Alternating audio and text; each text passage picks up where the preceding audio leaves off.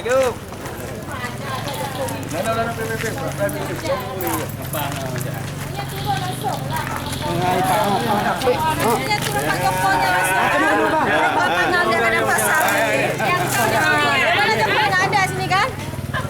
Apanya Jati suksesnya aja ya.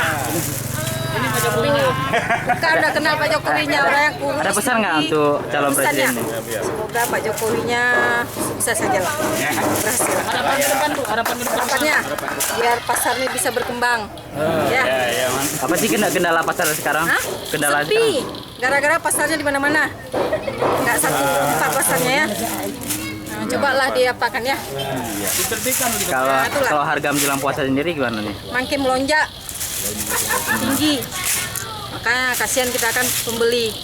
Harga keripik berapa? Ini keripik murah nih, cuma 12.000 keripik singkong.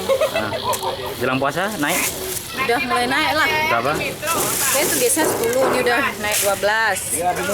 Nah ya, Metro kita tiap malam nonton. Malam mungkin nonton orang-orang terus kan? Jokowinya itu yang ada, bukan Jokowi yang nggak mau lah. Lihat ke situ tuh, biar kita yang berhila. Jangan.